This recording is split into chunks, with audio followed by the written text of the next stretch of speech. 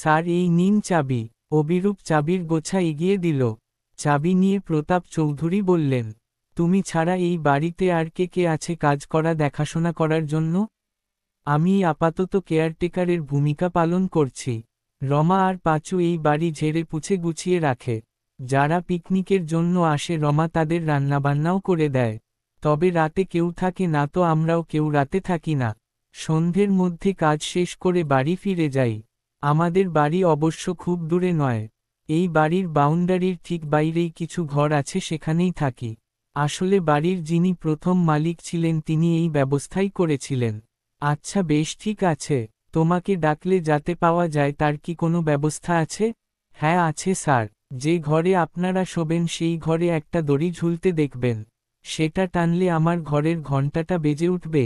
আমি জানতে পারবো আপনারা ডাকছেন। অভিরূপের কথা শুনে প্রতাপ হাসতে হাসতে বললেন, তুমি তো আমাকে সেই আদ্যিকালের গল্প শোনাচ্ছ। তোমার মোবাইল নেই যাতে ফোন করলে তুমি জানতে পারবে? হ্যাঁ আছে স্যার। তবে বুঝতেই তো পারছেন গ্রামাঞ্চল তো সন্ধ্যার পর ভালোভাবে টাওয়ার কানেকশন পাওয়া যায় না। ও ঠিক আছে। তা তুমি কি এখনই চলে যাবে?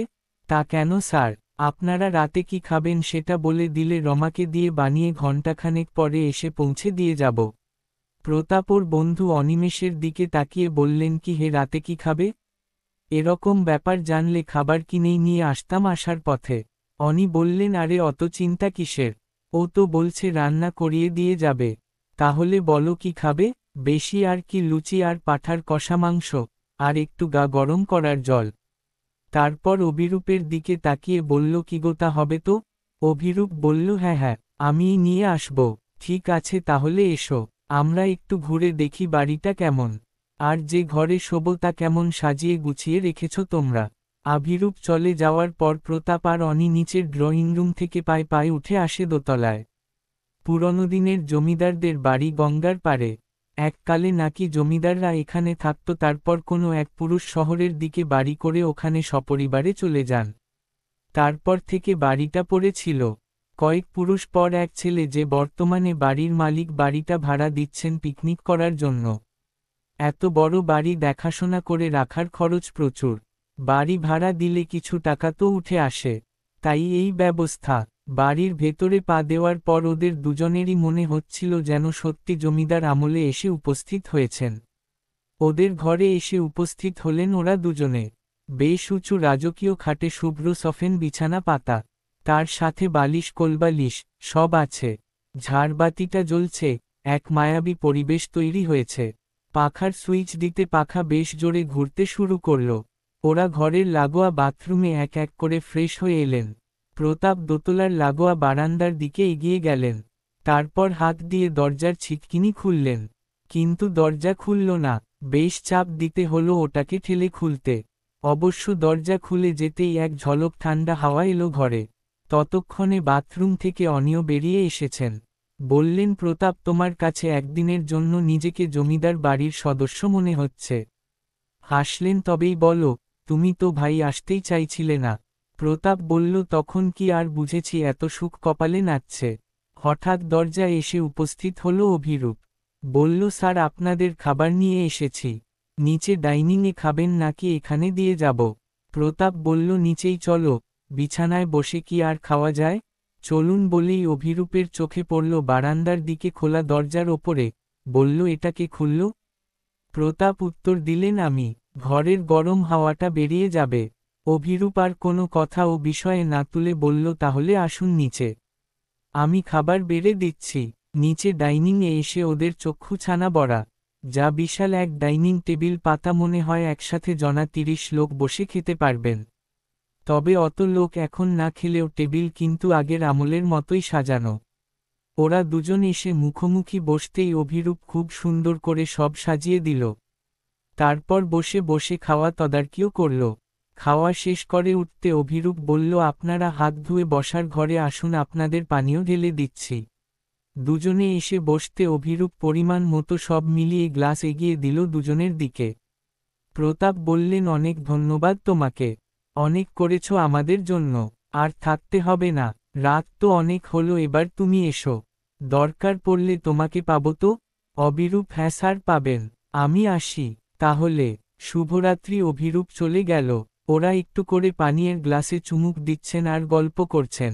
হঠাৎ অনি বললেন, বুঝলে রাজ, সব ব্যবস্থা যখন করলে তখন জমিদারের নাচঘরের বাইজির ব্যবস্থাও করতে আরও আনন্দ পেতাম। কোনোদিন তো সামনে থেকে ওসব দেখার সুযোগ ঘটল না। প্রতাপ অনির কথা শুনে বলল, এটা বেড়ে বলেছ, কিন্তু আগে বললে হতো। এখন আর কি হবে? অভিরূপকে বললেই হতো। ও কি এত তাড়াতাড়ি এর ব্যবস্থা করতে পারত? মনে হয় না পারত। আহা, ওই রমা নাকি যেন নাম, ওর ওই তো আসতে পারত আমাদের মনোরঞ্জন করতে। এই গল্পের মাঝেই হঠাৎ ঘরের আলো নিভে গেল। প্রতাপ বললেন, যাহ, লোডশেডিং। অবিরূপ তো আগে বলেনি যে আলো হঠাৎ হঠাৎ যেতে পারে, না হলে ওকে দিয়ে 2-3টে মোম আনিয়ে রাখতাম। অনি বলল, এরকম বাড়িতে আলো চলে গেলে কেমন যেন অনুভূতি হয়। প্রতাপ একটু হেসে বলল, কি হে, তোমার ভয় করছে নাকি? অনি বলল, না, ঠিক ভয় নয়। প্রতাপ বলল, তুমি সেই আগের মতোই ভীতু রয়ে গেছো। জানতাম না। কথার মাঝে কিসের যেন শব্দ হলো ঘরের মধ্যে। অনিমেষ জিজ্ঞেস করল, কিসের শব্দ ওটা? কোথায় শব্দ? প্রতাপ, তুমি শুনতে পাচ্ছ না? কিন্তু আমি যে পাচ্ছি ঘুঙুরের শব্দ। প্রতাপ বলল, কোথায়? অনি বলল, ওই শোন। এবার প্রতাপও শুনতে পেলেন। অন্ধকারের মধ্যে দুজনেই এদিক ওদিক তাকিয়ে বুঝতে চেষ্টা করলেন শব্দের উৎস কোথায়। খানিক অন্ধকারের দিকে তাকিয়ে থাকতে থাকতে অন্ধকার যখন চোখে সয় এলো, তখন দুজনেই দেখতে পেলেন এক সাদা পোশাক পরা মহিলা সিঁড়ি বেয়ে নিচে আসছে। আর ওর নামার তালে তালে নূপুরের আওয়াজ উঠছে। দুজনেই চমকে উঠলেন। অভিরূপ তো বলেছিল এ বাড়িতে কেউ থাকে না, তাহলে এই মহিলা এলো কোথা থেকে? মহিলা এগিয়ে এলো কাছে। প্রতাপ ভয়কে পাত্তা না দিয়ে জিজ্ঞেস করল, কে আপনি? কিন্তু প্রশ্ন করতে করতেই টের পেল ওর নিজেরই আওয়াজ অত চেষ্টার পরেও কেঁপে উঠল। মহিলার হাসি শোনা গেল। সে কি, তোমরা নর্তকীকে আহ্বান করলে আর এখন চিনতে পারছ না? প্রতাপ বলল, তোমাকে কে ডাকল? আমরা তো ডাকিনি। ডেকেছ তো?